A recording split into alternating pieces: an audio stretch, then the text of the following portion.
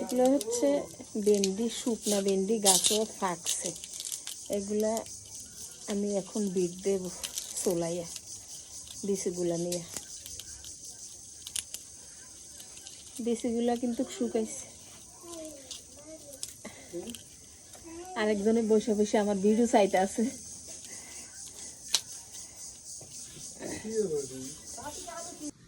কোনটার মধ্যে বিট দিলে ভালো হইব? এই যে কোদাল দানা,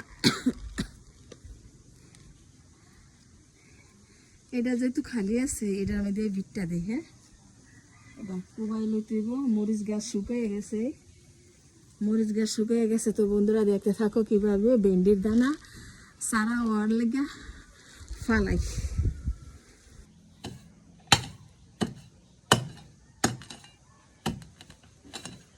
কি শক্ত হয়েছে।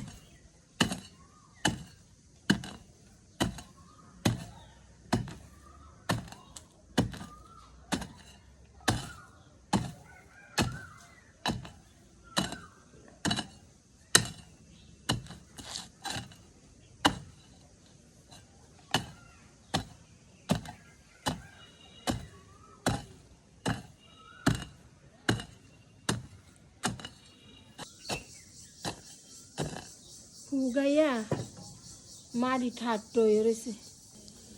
গাছগুলো বেছে নেই।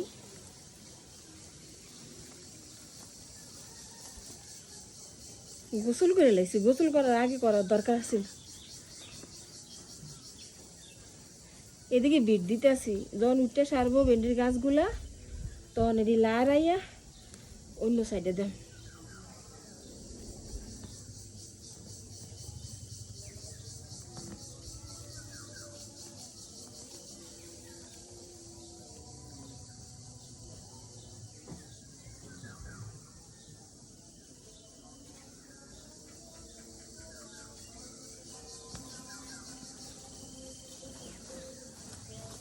ভিজাইয়া আমার এটা নরম কইরা এরপরে সারাগুলো দেয়।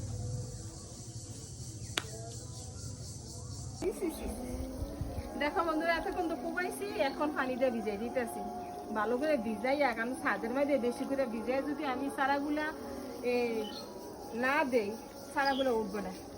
প্রচুর গরম, প্রচুর রোদ। তো এখন এই জায়গাটা ভালো করে ভিজাই এক এক করে একটা দানা ভিজিয়ে দেয়, তখন চারাগুলো বেরো। দেখবা তোমরা কয়দিনে চারাগুলো ওঠে। এখন বিচিগুলা ফালামো। কতক্ষণ পানি দিয়ে রাখতে রাখছিলাম, এখন এই ভেন্ডির দানাগুলা ফালাই দিব। ভিতরে মাটি গরম হয়ে রয়েছে, কারণ একটু পরে শুকিয়ে যাবো। ছাদও কিন্তু প্রচুর রোদ লাগে। হয়েছে সার লাগবো না, কারণ আমি দিচ্ছি। হ্যাঁ না